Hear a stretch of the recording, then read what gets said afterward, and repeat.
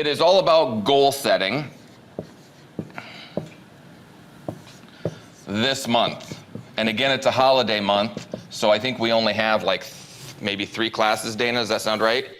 3 Thursdays in the month.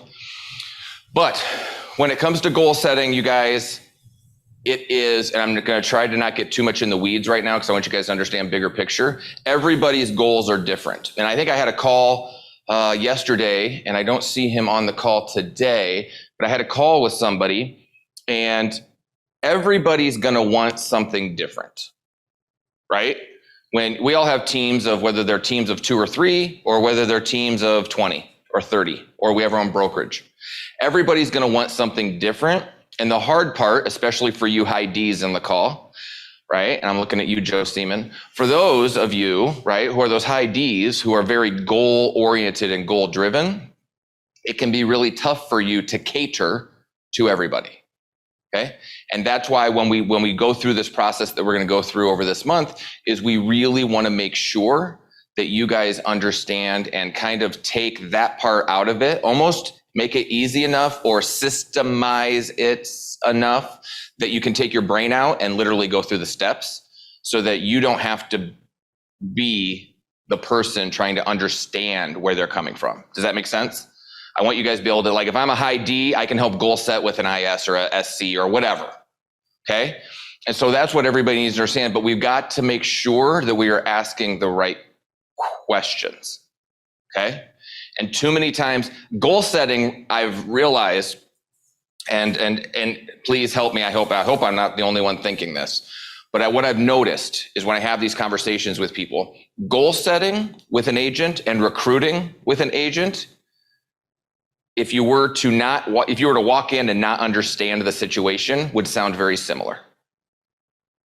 And what I mean by that is if I'm helping Kim Barrows here, oh, Kim, just real quick, make sure you put your city and market after your name. Same with you, Camille, and you, Paul. So when we do that is when we sit down and we recruit an agent, we tell them, hey, here's what I can do for you. This is what you need.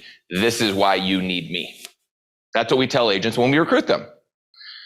Now, when we sit down and we talk about goal setting, this is what you should aspire to do. This is what you should aspire to make. And because that's what I've done, and that's what you should want to do. Okay? And these can be very, very different answers depending on the person I'm talking to. And where is it? Ron's here. Ron, make sure you put Kansas City after your name. So Ron and I had a conversation yesterday, and I wanted to know if you guys were feeling the same thing, because this goes into goal setting, especially as it pertains to recruiting. Because how many, raise your hand right now, if you guys have goals that center around some sort of recruiting this coming year? Yeah, everybody, right? Yes, perfect. And so what we found is, and Ron's doing it, he's cold calling, he's doing the whole thing, right? And what we found is, and Ron found too, because it helped me because it made me feel, I got verification, validation. Thank you.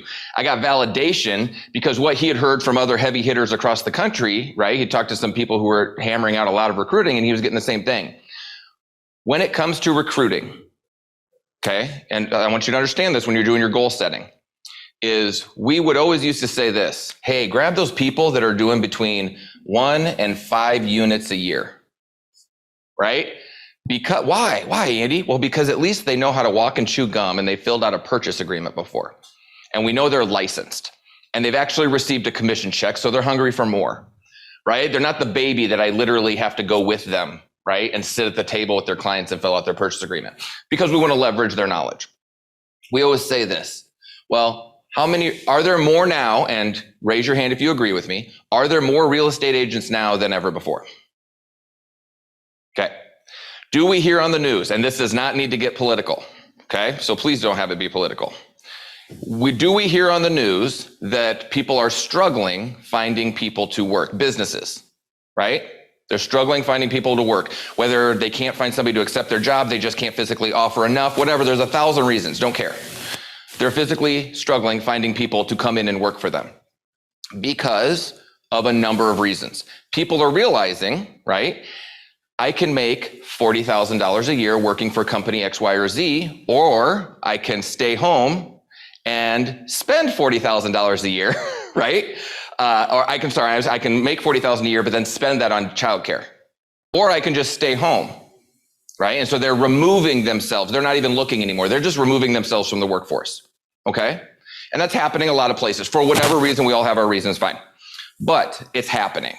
So what they're now doing is saying, wow, I have some spare time. Instead of it being, I'm a teacher and I'm a real estate agent on the side, they are stay at home and I'm a real estate agent on the side. They do not have the want or the desire to sell 30 houses a year and to make $100,000. They already are saving, right? Breaking even by staying home. And now they're just looking for a little extra. So when Camille goes to interview these agents and she's like, oh my gosh, I can show you how to make 80 grand a year in your first year and 160 your second year. They're like, oh, that sounds amazing. And then they never call Camille back. That's not what they're looking for. But yet that is we know, majority of the agents that are out there. But we are trained to interview and recruit as if everybody falls into that one person that's the 19 out of 20. Right? That one person that actually stays in the business. Okay. If I have Kim here and I say, hey, you know what, Kim? Kim is only looking to make 20K and she wants to do 5 transactions. And guess what she wants? She wants somebody who is not going to charge her any fees, right? Because there's going to be 3 months where she's not even going to do anything real estate related. She might even forget she had a license. And then all of a sudden she's going to sell 2 houses in September. And she sure as heck doesn't want somebody that's going to be like, yeah, well, that's $500 for just a month or $100 a month here, $500 for the transaction fee, and we're going to take 30% of your commission, right? She doesn't want that person. Everybody in this room is building a business. Kim's looking for a job, okay? And those are different things. So when we ask somebody, and the reason I'm harping on this situation when it comes to recruiting is that we have the same conversation when we do goal setting, okay? It's the same strategy. When we sit is we ask, why am I the solution for the person that I'm recruiting? What about me will fix, as Ron put it yesterday, their pain point? We don't ask what their pain point is. If I sit down and I ask Kim before I even meet with her face-to-face on the phone, and I ask her about her real goals, right? What are you trying to accomplish with real estate, Kim? I know Kim's not a good fit for me. So I don't reach out to her. I don't have that lunch meeting, right? Too many times, and I'm just using you as I don't even know your business, Kim. You're probably an amazing mega agent, right? So, but when we use those is we just assume that that's what you should want.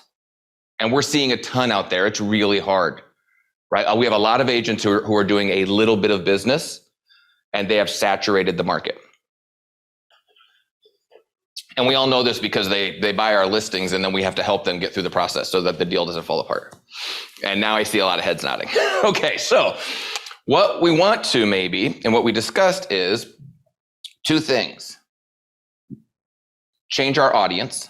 So the people that we're reaching out to, maybe they aren't the ones that are doing 1 to 5, but maybe they're the ones that are making a minimum of maybe 40 to 50K in our market. Does that make sense?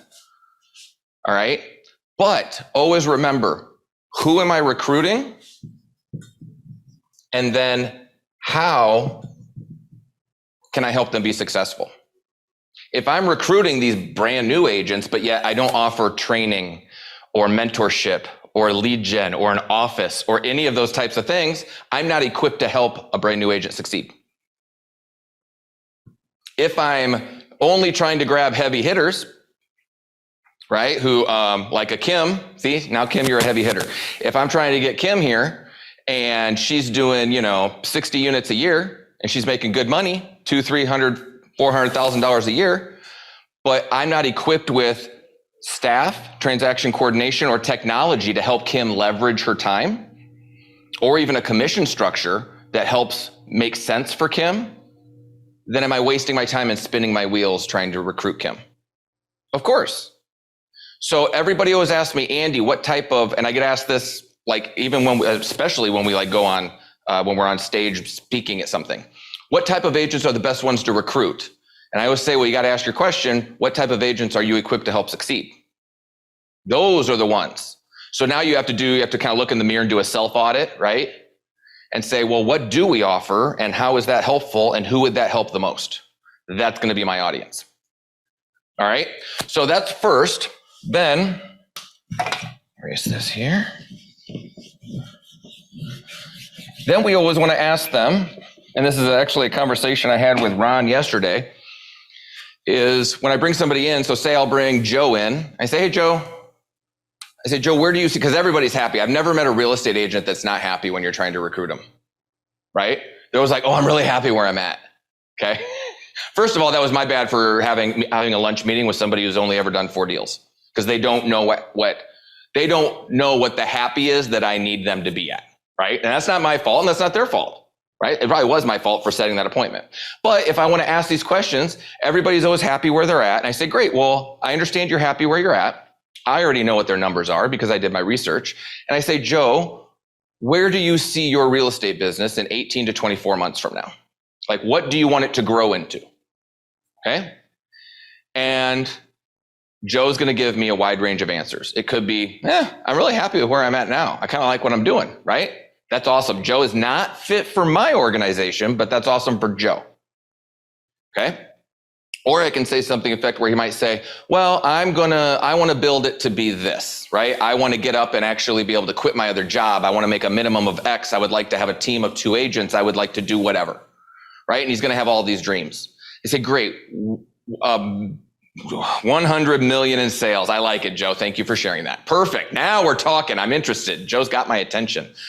So now we do that. And I say, Joe, that's great. So what is it that you feel like when you go to bed at night and you lay your head down and all the thoughts start coming through, right? All the fears and the worries and you're anxious. What is it that needs to happen or that you need to help you get there to that $100 million in sales? What is it that you think in your head? Now, Joe's only oversold 4 or 5 houses in a year. So he doesn't know what it takes to get to 100 million in sales probably, okay? But I'm asking the question because we are educating them at the same time. Too many times we want to speak at them, right? Instead of hold their hand and walk them through the process. So then Joe will say, oh, you know what? I've always wanted to have X, Y, or Z, do not care. He might need a culture, right? Well, I'd love a place where I could really have an office where I go every day. I think that would really motivate me. Oh, I've always really wanted some sort of CRM. I hear those are important. I really want lead generation. You know what? I really would like it if I could have some sort of commission structure that actually caps, or 100 million different things that he can say. And then I get to say, great, I have that solution, or I don't have that solution, right? And that's where then I can mitigate Joe's pain point by making sure that I am asking the right questions. It could say, well, yeah, Joe, you realize to get to 100 million, you're going to have to do X, Y, and Z, and then you're going to have to do this, and you're going to have to do that, and you're going to have to do this, and you haven't even done this yet. And I don't know why you think, how do you expect to be able to do that? You have to do this before that, right? And I want to basically word vomit knowledge onto him so that he sees my value. Joe doesn't understand a lot of the things I'm saying to him are even valuable. If you make $60,000 a year, and then 2 years later, you make $120,000 a year, do you have different options? And do you have different thoughts in your head than you had previously? Of course you do.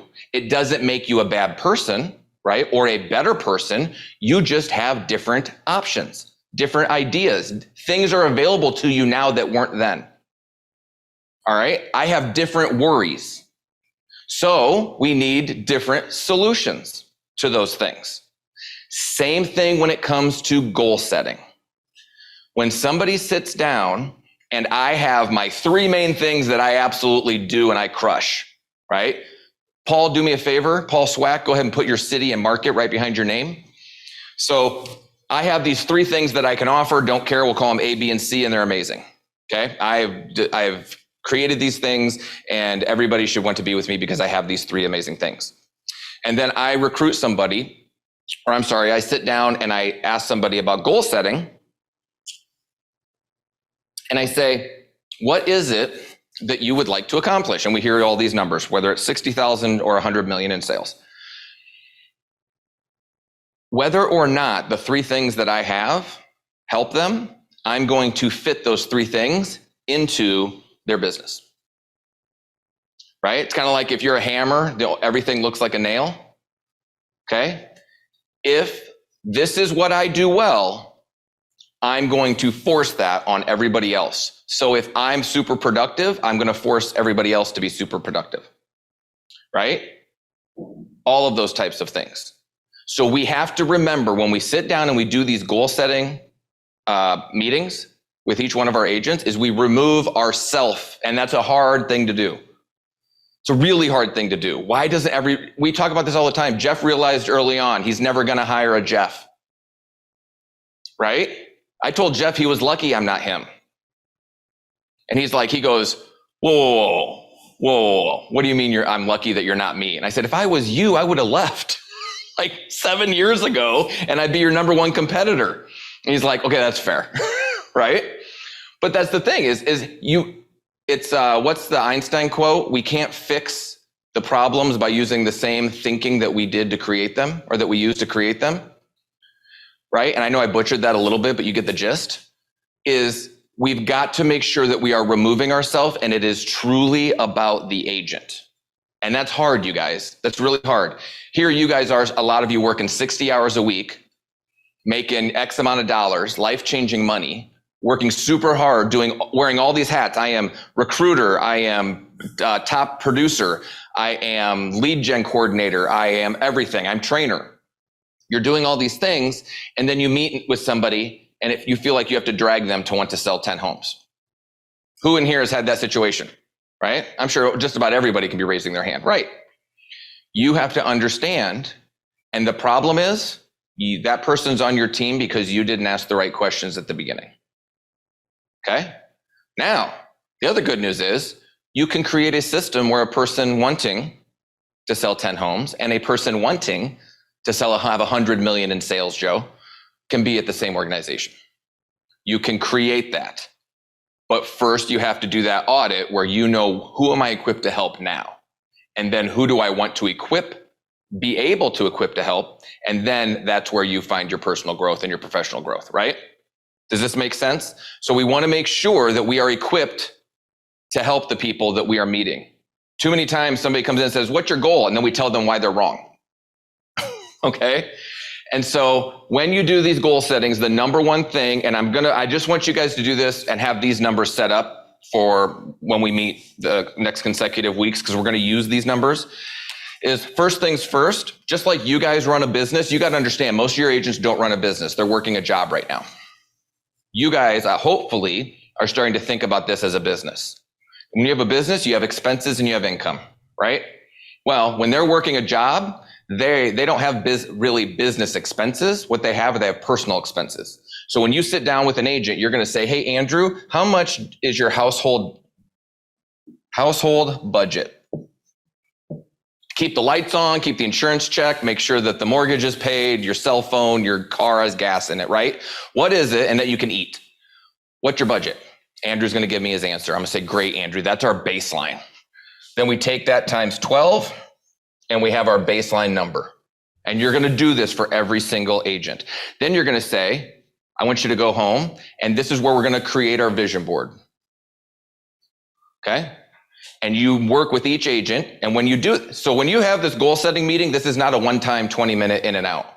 We do this every week for a month and our only focus is on goals. And they're going to come back and they're going to say, yeah, I'd like to, really quick, I'm going to shoot around. I want 4 answers from you. I'm just going to pick on some people. I want 4 answers. And you're going to give me the 4 things that we always see on vision boards. All right, Jared, you're first. What's an agent going to put on their vision board? A boat. Couldn't hear you. A boat. A boat. Perfect. I want to buy a boat. Okay. And then Mark Van Stein, what's another agent going to put on their vision board? Oh, you're muted. A house. A house. I want to buy a new house, Andy. Of course you do. All right. And then Paul Swack, what's another person going to put on their vision board? Getting out of some debt. Perfect. Debt. Okay. And then last but not least, let's go with Nick. Nick, what's another one? Kids college fund. There you go. Kids college. And then one more I'm going to put on here that you guys didn't say that for the love of God happens every single time is lose weight or work out or be healthier, or vacations is another one. Nice job, whoever wrote that in. I should work on spelling. That should be on my vision board. Okay, so these are the things all the time, right? We see these things and they've been cheapened because this is where we stop. Great, Ron wants to get a boat. Jared wants to get season tickets to the Hawkeyes. Who is it? Ken wants to get out of debt, right? All this stuff, okay? Well, we cannot stop there. Just like we can't stop with what somebody wants to make, because the thing is, they don't know what they want to make. They're usually asking for money and they have no idea what that money carries, okay? So if somebody says to me, I want to buy a boat, I'm like, great, send me the advertisement of the boat that you're buying. I want to know if it's a Crown Line 24-foot, blah, blah, blah, XYZ engine, don't care. Not a boat guy, but love it, okay? I want to know exactly the boat it is, how much it costs, and show me the one that's actually for sale that you could purchase if you had the money right now. Okay, now I have a dollar amount I can place on that because the dollar amount allows me to work backwards. Okay, then it's going to say the next one is we want to buy a house. Great. What is the house you want? How much does it cost? What type of financing are you going to be doing? How much for a down payment you're going to be? What are going to be closing costs in a house like that? Right? All of the things that we would tell a buyer, we need to know all of those because again, it gives me a real number.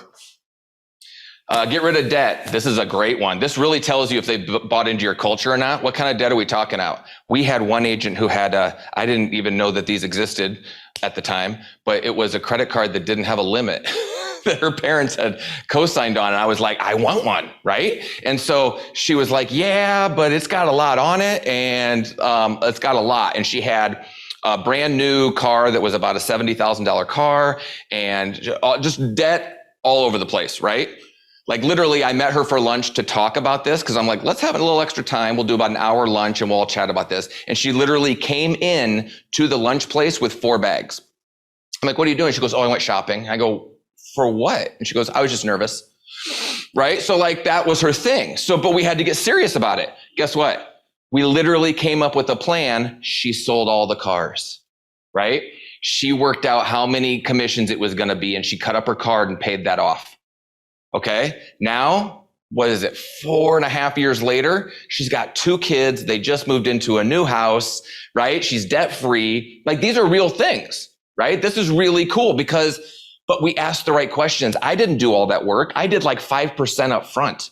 She did the 95% that was all the hard stuff, right? But we have to be the vehicle to do that. When we say to somebody, we want to be the vehicle to live, when Jeff says that, we want to be the vehicle for you to live and lead the life of your dreams. It's not just about cracking the whip so you make more money and then hope you do the right things.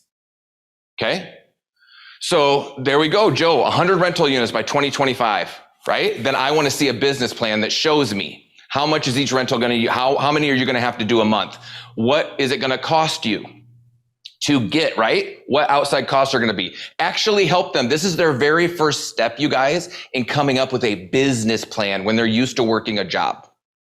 Are they going to accomplish all of these goals? Maybe or maybe not, but you're using things that are important to them to get them interested in actually running a business. Does that make sense to everybody? So then it's going to be a college fund. Great. Is my kid smart? No scholarships here. So we're going to have to do a full college fund and they're going to have to go to in-state school, right? So it's going to have to be either Nebraska or Nebraska Omaha, right? That's all they're getting, right? Some of those things. So, or lose weight. This one's my favorite. Great. How much weight do you want to lose? Well, I don't know. Why do you want to lose weight? Well, I don't know. I just wanted it to be on there. If they can't even answer those questions, I can tell you right now, we're both wasting our time talking about it. Okay? Because it's just something they want to throw up on the board to sound cool, or to wish it into existence. And that's not what we're trying to do here. And so I literally would say, well, I don't want you to put that on the board because it doesn't sound like you're serious enough to actually do the background work. So let's just leave that off right now. Okay. You can't let them get away with those kinds of things because remember, we're responsible. So if we let them get away with that kind of stuff, it's on us. Extreme ownership, right? That's our fault then. If I can't help them get there or help them come up with the plan to succeed at it, then it's not going on the board. So losing weight, how much weight do you want to lose? What is your plan to lose that weight? I make them set up an appointment with their doctor. Hey, how much weight should I actually be using? What's a healthy amount of weight to lose each week, right?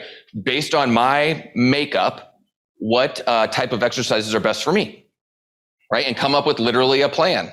Are you going to join a gym? Great. How much does that cost a month? What gym is it going to be, right? Oh, send me the email where you actually signed up to this gym. Like you guys, everybody always asks, what am I doing every week for 20 minutes with these agents? If you do all the heavy lifting up front, man, you're just checking in. Okay. So then it's vacations. This is another one. And I'll get a picture of like an airplane flying over the ocean. I'm going to go on vacation. Nope. I want to know exactly where you're going. How much where's the VRBO that you're going to stay at? Show me a picture of the car you're going to rent, right? I want the names of 3 restaurants that you're actually going to eat at. This makes it become real.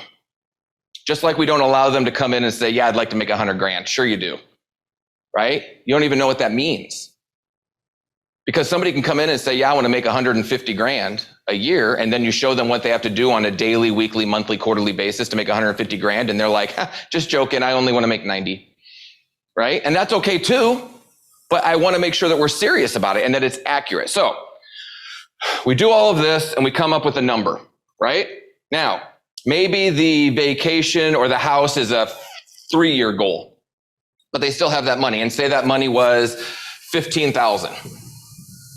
Is what they needed to save or whatever. I'm trying to do this to make easy math because I know that nobody should be doing math, especially on like a Thursday morning. So 150,000 or 15,000 is what they need to save up, and they have 3 years to do it. That tells me it's 5,000 a year. I take that 5,000, I divide it by 12. Now I know my monthly goal. All right, and now I add that monthly to. Remember we did this. We have our budget already. I add that to my monthly. Then my boat, however many years out my boat is, how much it costs, I break it down. Then we have the kids' college fund. Then that vacation I want to go on, however many years out. Maybe it's this 6 months from now. Maybe it's 4 years. I don't know. But we work these things out and I get now, how much money do I need to make? Okay. And I'm saying these things because everybody on here should be doing this for themselves. But I think a lot of you just make more than you spend. So you're like, I'm always good. And you probably don't even know these numbers for yourself. Raise your hand if that's happened to you, as me, right? Especially when I went from my very first year making 45,000, then my second year I made 112,000, and then my third year I made 200,000, right? And it's like, wait a second, it's all right. You're like, oh, there's always just going to be enough. And what's your business plan? I make more than I spend, right? I had no idea where stuff was going until I started doing this myself. Okay, and I'm going to tell you the exact same way is happening with these agents. But they don't do it yearly, they do it monthly. They do it weekly, right? They're like, I don't know, this month I made more than I needed, so it was good. Okay, great, do it again. I don't know, roll the dice. So when we do this and we get that total number, now we set that aside and we say, this is what I have to make in a year, okay? Now I can say, hey, Ron, what's the average price point in Kansas City? 280,000. 280,000. And then let me find somewhere really cool. Northern Virginia, that's swanky. Peter, what's the average price point in Northern Virginia?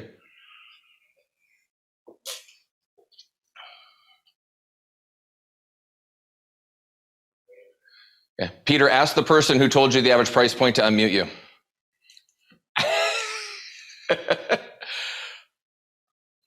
About 650. About 650, okay? Credit to Do we Brittany. not have agents, right? If Ron and Peter were on my team here in Omaha, Nebraska, where our average price point's right around 300, we're very similar to Kansas City. And I said, hey, Ron, could I have somebody say, yeah, my average price point's 225. And then I asked Peter, and my average price point's 450, and they could be in the same market. Absolutely, right? And then I say here, especially here in Omaha, and this is why it's so specific, is here in Omaha, you get 3.6% on the list side, but you get 2.4% on the buy side. Well, if I say to Ron and he sold 20 houses, but 18 of them were listings and 2 were buyers, or I talked to Peter and he sold 30 houses, but almost all of them were buyers. Very different. This is why we tell you guys in those spreadsheets we went over last month with Kevin, we track all of those. So I have specific numbers for an agent's specific business. Now, if I haven't had an agent with me for a year to have actual real data for them, then I'll use the average because I have the averages, right? I know that we get 2.8% commission on all transactions, whether they're buy or sell, blah, blah, blah. Average price point in Omaha is 311. I can do all those numbers, but we want it to be as specific as possible because everybody has different price ranges and things like that. So now I say, great. Ron makes an average of X, right? Ron makes an average of X dollars. How many of those commissions on average does Ron need to do, or how many transactions does Ron need to do to get to here? And not just to get to there, but then Ron's going to have to buy in costs, right? Because it's all going to depend. I have to help them figure out, do they pay a cap? Do they pay a commission split? Are there fees that they owe? I don't know any of that stuff, right? Like, because it's all different everywhere. So what is it? And then, am I an LLC? How many of you here actually make sure your agents bring in an accountant, right? Or an attorney and have them help them create their LLC once you know their commission gets to X? Perfect, right? We need to be doing those types of things, okay? Instead, because how many times do I just sit here and I say a bunch of stuff? Believe me, and whenever I say this type of stuff, you guys, it's because I was in your shoes and I still do it to this day. Somebody tells me 3 awesome things and I forget 2 of them, right? But I'm like, oh man, I'm gonna go do that one, right? And I'm like, oh, I forgot all about that. That would have been amazing if I would have remembered that. But here, so say he wants to make $150,000 is what his goal needs to be to have all of this happen, to have Ron's business life happen and personal life and goals. Well, he's probably going to have to create or make 220, right? Hey, maybe he's going to want to show and not deduct a ton of money because he's got to buy the house, right? There's a bunch of different things and everybody's goal is different, okay? And so it's our job. Everybody always asks, how do I add value? How do I add value?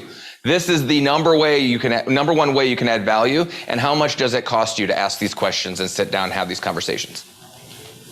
Right? $0, guys. But yet this is the way. Too many times though, we want to just cut a check, right? Sign a subscription. And then if they don't make it work, we blame them. And that's cool. That works too, but it doesn't work for very long. And so then we get to reverse engineer their goal. So now it tells me that Ron needs to sell 31 houses. It's so fun to be able just to make up numbers. Ron needs to sell 31 houses to create his goal to not only keep the lights on, but be on pace to do all the stuff. Okay? So he needs to sell 31 houses based on his average price point, based off the market that he works in, and based off of his last year's numbers. Then, since I tracked all of Ron's activities over the past 12 months, I'm going to say to Ron, hey, Ron, how many phone calls does it take Ron to get a deal together? How many appointments does Ron need to go on to get a deal done? And I literally reverse engineer Ron's numbers until I know what he needs to do to get one deal. And then I extrapolate it out over 12 months. Okay? And now I can help Ron make a weekly calendar, daily, weekly, monthly, quarterly calendar so that he can succeed. We made our last brokerage over $400,000 our last year that we were with them. And they didn't do any of this, right? Remember Jeff all the time always talks about it, making your world big enough, right? So that people want to live in it. The flip side of that coin is helping people create their world that it's big enough, right? That they want to stay in it. Make sure you teach and show them there is a ton of value and a ton of weight and a ton of loyalty that comes with doing this for somebody. Okay? And if you can have these real conversations like this, but use it and have the numbers take it off of your chest, right? So you don't have to be the one. Ask the real questions, get the real numbers, and then actually put it into a plan. If you can do this, this is more valuable than any amount of lead gen you can give somebody or any of that kind of stuff, right? I'm going to give you an amazing CRM that you're never going to log into and you're never going to use correctly, right? Or I can do this and teach you how to actually be a business owner. This is where it's at, guys. If you want to attract, retain, and help agents succeed, this is where you start every single time. Because I can tell you, they can go to 5 different recruiting meetings and not one person probably sat down and did something like this with them. Okay? So I want you guys to understand that now. We're actually going to do real life examples of agents. I believe that's either next week or the one after. And we're going to go through that.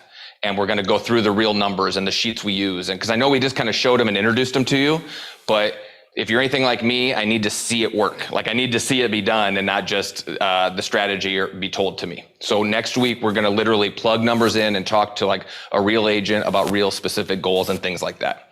Okay. All right. So let's read here. We have some stuff on the chat, and like always, I think I make up for Jeff because he cuts it at like 11:45 every time. And of course, I always run past it straight into the Q&A. So let's jump into Q&A here. Spencer says, boom shakalaka. Thank you, Spencer. Here we go. It is Ken. If I have never done anything like this before, how do I come up with the number of calls, deals, appointments, is there an industry norm? Okay, so the industry norm, the answer first of all, where is Ken? Oh, there you are, Ken. Okay. So what you do is, Ken, what is your average? Because we don't want to say industry average, right? Because every market's different. Are you unmuted right now? Yeah, I'm unmuted. Perfect. Do you have any agents on your team? Yeah, 2. What were their average business last year? As far as how many deals they did? Yep. Both of them right now are at 38. 38. Okay. Yeah. So, and then what I would do, and how much commission does an agent typically earn on your team in your market? I would say our average commission check is 10 grand. So it just depends on their splits. Let's say 5, just to make it easy. There you go. Right. Yeah. So you can go through, hey, what's our average price point? Because if I'm bringing on a new agent, they're probably not going to work at twice the average price point, right? Right. Right. And they're probably going to work more buyers. So it's going to take more time, those types of things. Right. So that is very market specific. There's not just a norm across the country, right? Because 20 units in Long Beach could be plenty of money, whereas 20 units in Sioux Falls, South Dakota, I got to get out there and sell some more houses, right? So have it figured out to what it is in your market. Now, if you don't have averages, when it comes to the prospecting numbers, which is the day-to-day stuff, we do have averages that we've used, that we've seen over 8 years or 9 years of recording. And typically across all lead gen sources, okay? I'll say this part slowly because usually I see a lot of people start writing stuff down. But across all lead gen sources, that's the 3 buckets of lead gen, which is sphere of influence, prospecting, and internet leads. If it's a mix of those, because we have agents who specify on each, right? But if it's a mix of those, on average, it was about 157 calls a week would lead you to a contract. Okay. You're saying calls. You don't look at how many contacts are made. You just phone calls is your number? Because on average, it would take us about 100 phone calls to talk to approximately 20 people. Of those 20 people, we would be able to set up an average of 4 appointments. From those 4 appointments, depending on the agent and the lead source, this is where it gets a little bit specialized, but right around there, it would be anywhere between 1 to 2 contracts, right? At least written as, and when I say contract, signed to work with me, a listing or a buyer, right? And then you go from there. But on average, it would be 157 calls. Now, we actually did in 2016 and 17, broke it down even further, and it took about 233 phone call attempts for somebody who was spending most of their time circle prospecting. It was approximately 80 calls for somebody who only worked their sphere and past clients. And then it was around 135 for somebody who was just working internet leads. But again, nobody on our team, since we taught all of the ways, right? We taught you how to do all 3 buckets because we want everybody well-rounded. Nobody did just one, right? Everybody was doing at least 2, mostly 3. But that's what we found on average. Now, the other thing is if I have somebody who circle prospects and it takes them 233 calls, that might be different next year, right? They might be better at it. They might have put a bunch of people in their database. Does that make sense? So it's going to get better and better. That's why I keep tracking every year to see, are things getting worse? Are things getting better? And now I can adjust how many call attempts they're going to make and where they spend their time. Because I tell you what, if I want to, because at the end of every year when we're doing these goal settings and every quarter during the year, I want to make sure that they are stopping things that are not working and doubling down on things that are working. Now, my superpower is not getting them to make that 150,000 or 200,000 to cover taxes and everything else and business expenses and 31 units. My superpower is getting them to do that in half the time, right? You don't know how many agents come to us and they make their 6 figures and they're like, yeah, I'm like, so you want to make 150 now? And they're like, no, I just want to work 20 hours instead of 40. Perfect. That's our goal now, right? To do that, what are we going to have to do? Based off of how good you are at prospecting, you are with internet leads. What does your Sphere database look like? What's our average commission, right? All of those types of things, what do we have to do? We now have an agent who was her goal to make around 140,000 was what she wanted to do. Well, she did that. And then her next goal was, I only want to work 9 months of the year. She literally wanted to take summers off. And I'm like, well, summers are where it's really busy. And she's like, I know. And I was like, okay, that's what you want, right? To this day, I swear it will not surprise me just to see her on Facebook that she's in Mexico again. And she still, like clockwork, makes about 140 to 150,000 a year. And that's what she has decided, right? That she wanted to do. And I said, you could use the 3 months that you don't work and actually build a team. She's like, don't wanna. And that was me trying to instill what I wanted to do onto her. Does that make sense? Even me, who does this for a living all the time, I still slide into that. And that's why, it's one of the reasons why I love teaching, is because it reminds myself every single day. The mistakes that I point out to you guys and sometimes even get on you guys about making, I've probably done in the last 14 days, right? Or at least attempted to do. So that's why I love it, is because we're still in it doing all this stuff on a day-to-day basis as well. So we're still making those mistakes. But that's absolutely how I would do it, Ken, is you're not going to have, especially if you bring somebody on, and even if you bring on an agent who's producing and doing 20 to 30 units a year, they're probably not going to know their numbers. No. They don't know how many calls it takes, right? So that's where you start and you get a baseline, and every quarter you say, okay, according to what you've done, since we track things now, right? This is where we're at and this is what it looks like. But it's super powerful. And I advise you guys to go back, not last week, because it was Thanksgiving, the week before that, when you looked at the master database, when we had Kevin McGowan, our operations manager here, and you could literally show the average price point of every agent, what bucket of lead generation it came through, what their split looked like. Like I could literally sit down and tell you where someone's business and what their business looks like just by looking at about 7 to 8 cells on an Excel spreadsheet, right? And that is enormous value because now I can replicate it. It's not scary. How many times and this is one of my biggest pet peeves, but how many times do agents say stuff like this? Oh, I had a really lucky month. You're never lucky and you're never unlucky, okay? It's just you don't know and you didn't track the activities that led to the success or the non-success that you had, right?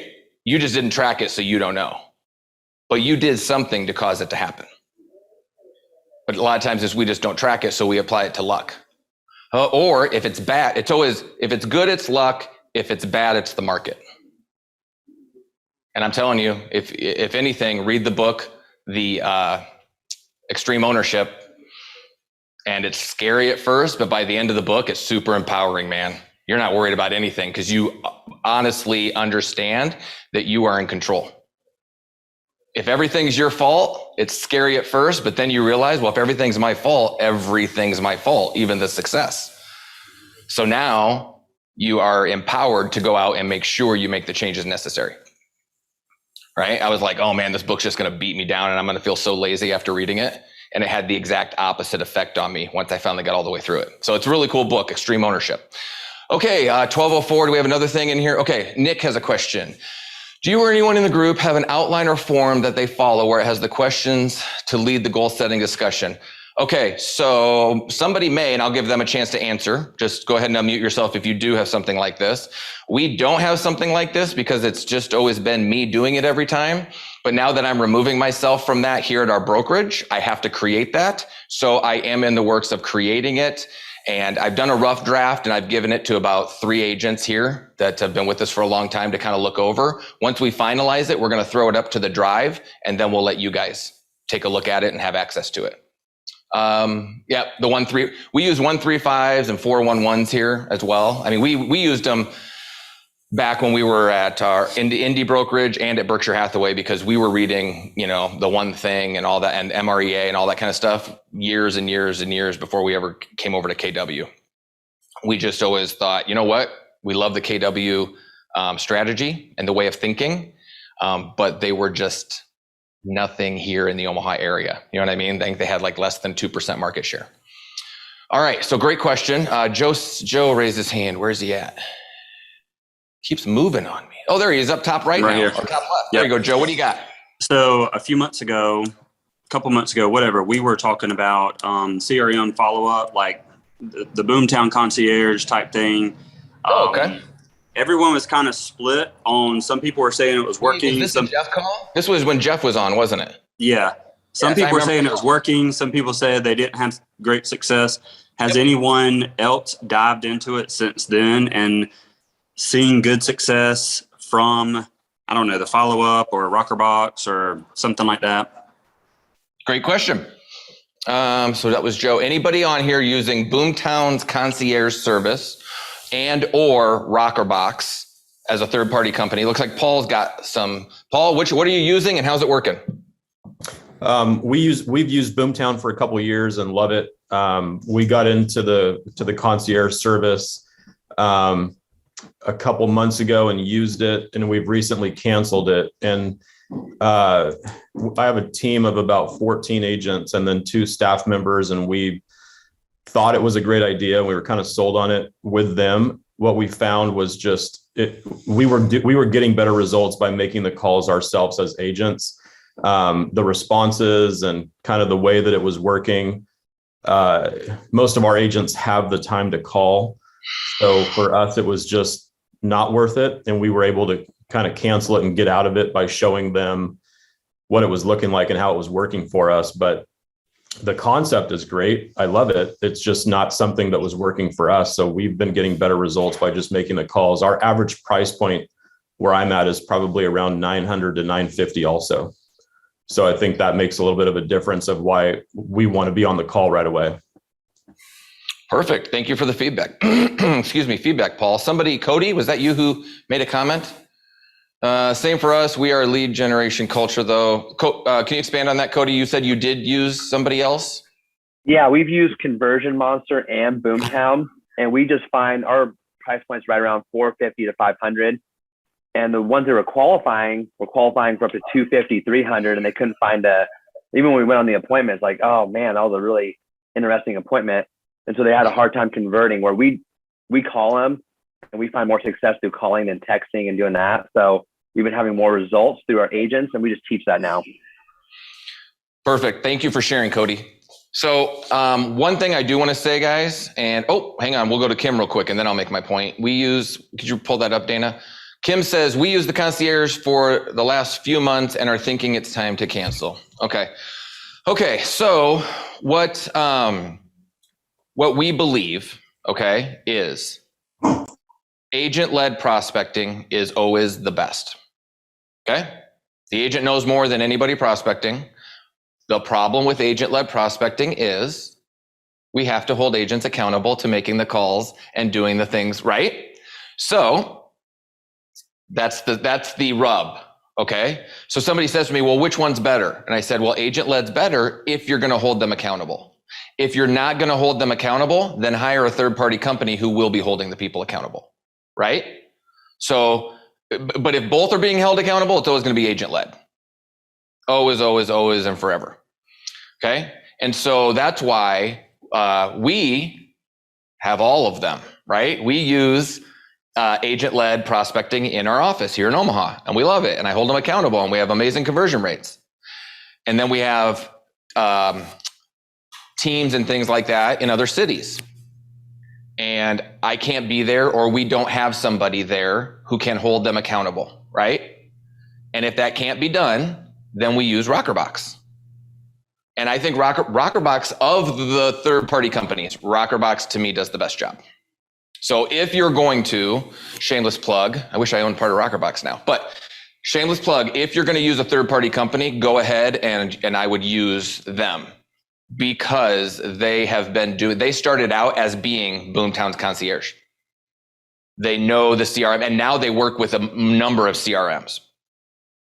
Okay. So if you're going to use somebody, they've been doing it for years and years and years and years and years. And we've already seen, we just started using them here in Lincoln, Nebraska, Rockerbox. And we've only been doing it for 60 days. So it's still early, right? We're just getting the ones that are ready to go now. We're not getting all the ones that are 6 months out, which is when they'll start to really convert. And we already have, they're over a 12% conversion ratio from lead to opportunity, where it's in our agents database. We've already got, I believe, 4 or 5 contracts under contract already. Good price points. Average price point in Lincoln's like $275, and they're all between $250 and $400, right? And so those types of things. So it's actually working. But then guess what? I'm on a call every week with Rockerbox. I'm going through, spending, an hour going through every week, making sure the leads are being followed up on, reaching out to the agent who's not. Does that make sense? So it's not just if I hire a Rockerbox, I don't ever have to show up. Okay. But at least I'm not spending as much time, right? I'm leveraging them for a service. There's always going to be companies that will literally build empires off of pain points. Okay. And they're doing a really good job of it. But if you were to ask me, would you hire Rockerbox or would you hold your agents accountable? I would always hold my agents accountable. Now that doesn't work for everybody. And maybe they either don't want to, or they're not good at it, or whatever. And that's fine. If you're not going to do it, absolutely do not waste your money on a CRM and lead gen unless you're going to actually have somebody else call them then. Does that make sense? All right, because these things are too expensive. Okay, so we got a couple people raise their hands. Let me see. Why would you not use an in-house ISA? They're great. They're very time consuming to train. I still have to hold them accountable.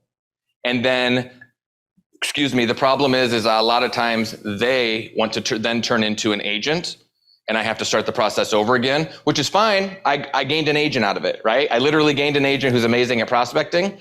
It's a very expensive thing, because usually if you want a good ISA to keep long enough, for 6 months to a year, you have to pay them around anywhere between $30,000 and $50,000 a year. And then they start to see those checks coming in, and they're like, I'm already doing the hard part, but I'm making, a fourth of what everybody else is. And then we lose them out. So, but again, if you're going to hire an in-house ISA, absolutely do it. There are teams out there that are successful that do it. You have to hold them accountable, right? If I do a third-party company, at least I have somebody else holding them accountable, although I'm a little bit anal about that, and I still have to hold the third-party company accountable. Anyway, we have 3 people who raised their hand. Apparently, lead gen and conversion and prospecting is an amazing topic that you guys would like to discuss more. So let's go. Dana, will you click on who raised their hands? I see Nick's got one up there. We got Nick, Paul, and I don't see the third hand. So we'll go Nick first. Okay. So Camille. Okay, go ahead, Nick. Okay. So we do goal setting, but in the past we've done it pretty simple, pretty basic. I really like the way you do it. So my question is when you started doing this, did you get some pushback about people, hey, this is silly, et cetera, et cetera? And did you make it mandatory across the board of going through this? Or if you don't want to do it, that's fine, but there was some way of that on providing resources.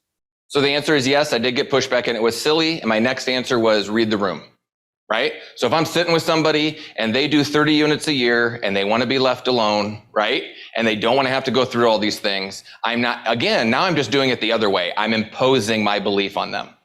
Does that make sense? So now if I say to somebody, if Camille hates this, she's like, you got to be kidding me, man. Will you just leave me alone? I'll show up once a week, come to the meeting, and I will sell 40 units. Will you please just leave me alone? Done. I can do that for Camille, right? But I use it as a tool to educate them on what their options are, to help them. But I've planted that seed. So now Camille does that for 3 years and she's like, oh, there's got to be an easier way. Camille, there is. Sit with me, right? But I've planted that seed, and at least she knows it's an option. So I don't just hear from Camille one day and she's like, hey, I'm going over to this place, right? Because I'm not really, my only value to Camille right now is that she's used to it. She's used to us. I'm not really offering her value if I'm just leaving her alone. Does that make sense? And I want to make sure that when she does look for something besides that, that she knows that we're available to offer that as well. But yes, you're going to get pushback. It's going to be goofy. You guys, it sounds amazing because I sit here and I'm like, yeah, you're going to do all these things. The first year wasn't like this. The second year wasn't like this. The third year got a little better, right? It's always going to get a little bit better. And it also depends on the agents we had. You know what I mean? Sometimes when we had 25 agents and maybe 16 or 17 of them were veterans, this was an easy process because they'd been through it before. A couple of years later, we still have 25 agents, but maybe 18 of them are newer and only been with us a year or two, right? Now it's a slog and it's a little bit harder to get them up to speed. But great question. You are going to run into that. You're absolutely, because you're dealing with a lot of different personalities. Okay, Camille and Owen, you guys are next. Awesome. Hey, Andy, we have recently gotten on to Boomtown, and congratulations. We have $800 pledged in strategic partnerships a month, which is awesome. It feels so good. And like nice. Just the past few months, we've been learning, growing so much thanks to ERS and what you've been teaching us. So right now we're getting Boomtown all set up. And my question is about smart drips and campaigns, and kind of what's the best way to like go about getting really good smart drips set up? And do you guys have resources like that we can use and kind of craft to be our own thing? Or how would you recommend setting up smart drips and stuff? What I would do is I would go to our Google Drive and literally copy and paste our smart drips and use the exact same ones. And we've actually put them in there so that when you copy and paste them to yours, it has those